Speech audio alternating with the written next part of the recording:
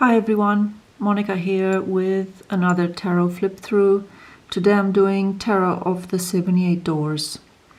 The version that I have was published in 2005 by Lo Scarabeo. As far as I know, I'm actually not sure if there are any other versions after this one. So, being called Tarot of 78 Doors, as you will see, most of the cards portray a door of some sort. The Fool doesn't, but he does have a key in his hand.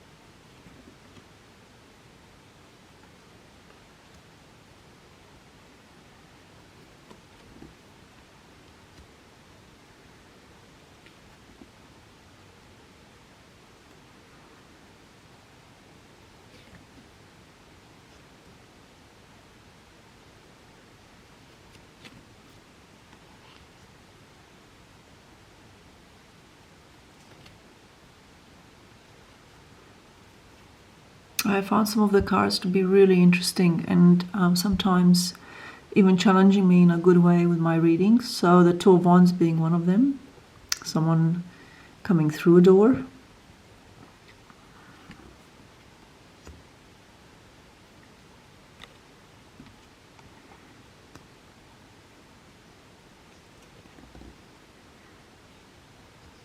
And some have a somewhat novel artistic or visual interpretation. So here's the Five of Wands, getting ready to break down a solid barrier.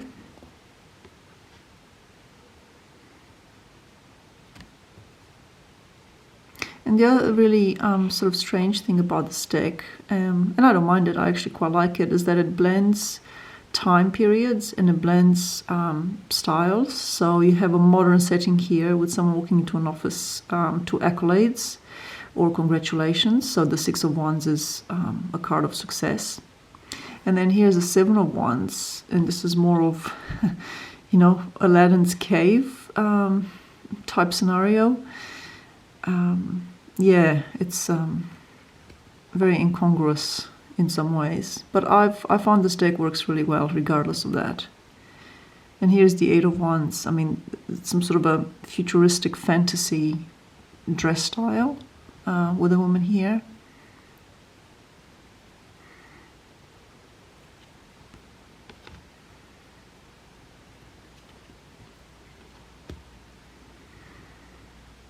Ten of Wands is another one I found a bit tricky to interpret sometimes.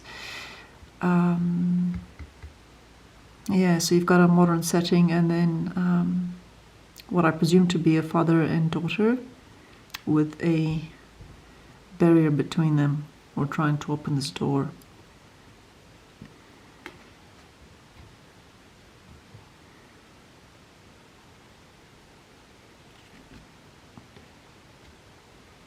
So here's another sort of a fantasy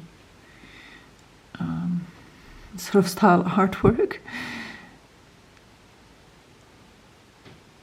And sometimes I wonder if the deck has that sort of message about, you know, the opportunities offered by all the different doors in our lives, not just in the present life, but also past lives and throughout all of time, as to the choices that we make.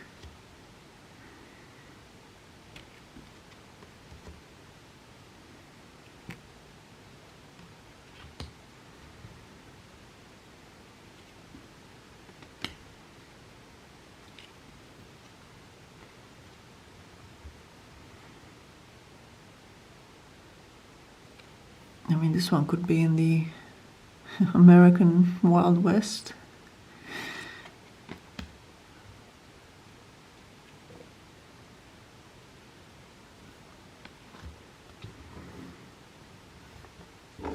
And the Five of Cups, yet another card that somewhat deviates from the Rider-Waite-Smith. So yes, there's a sense of loss, I guess, if your house is on fire, but I don't think that's the overall meaning of this card. I think, you know, this lady's seeking help to get out of a difficult situation.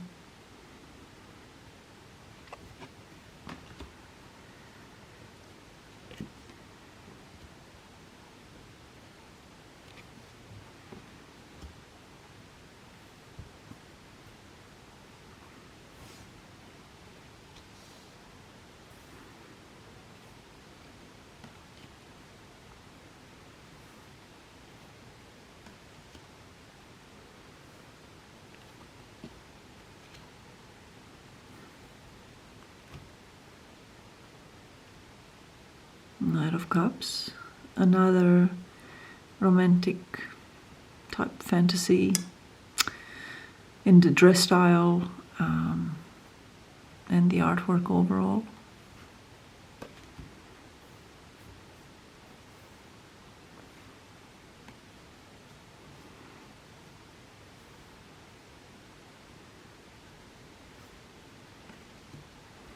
Love this Ace of Swords, one of my favorite depictions of the Ace of Swords, using the mind, you know, the swords being all about the mind and intellect to penetrate through a labyrinth of ideas or concepts, you know, to disseminate information, or to just become clear in what it is you're doing or you want, and so on.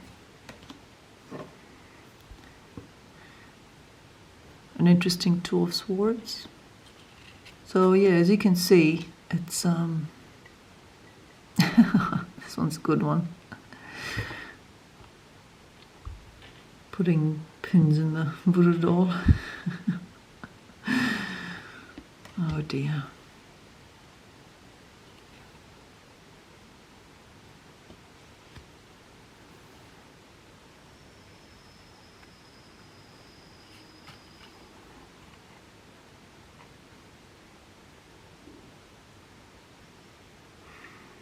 And I think the way that the doors are shown in each card gives you a further layer of meaning. So for example here, this is the Five of Swords, a card of defeat quite often. And so here we have a lady looking very dejected, and behind her is this door that's being covered by branches or ivy or vines of some sort.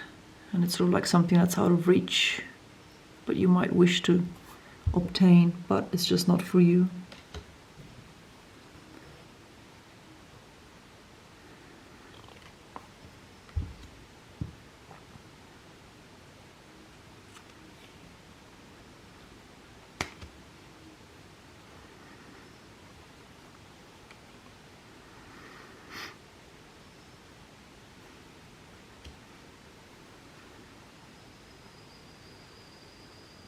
This is a brilliant version of the Nine of Swords because the cage is open, but the person chooses to remain trapped.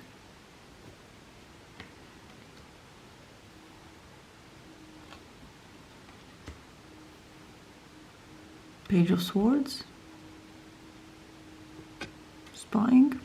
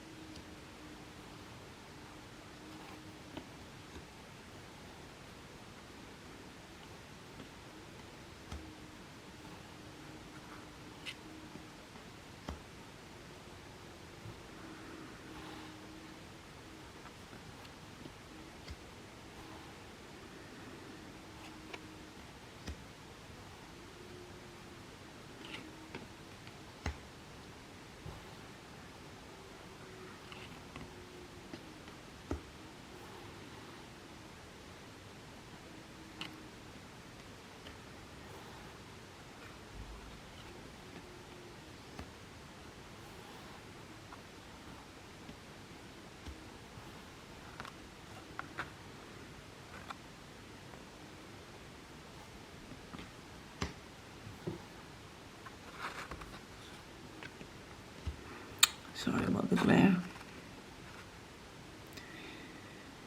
Yeah, I mean, this is straight out of a kid's fantasy book, fairy tale book, isn't it? And so is the king.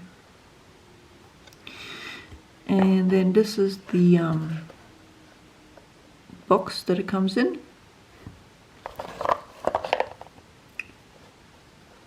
And here is the card back. Alright, so it's a reverse detail.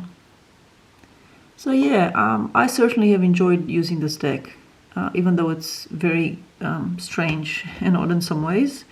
It's worked for me really, really well. And I'd certainly encourage anyone to give it a go. It shuffles really nicely, which I found to be true with most Lo Scarabeo decks. They have really nice card stock. Well, I find it nice anyway. It can be a bit thin, but it does have a beautiful tactile sort of feel to them. Hope you enjoy. Thank you.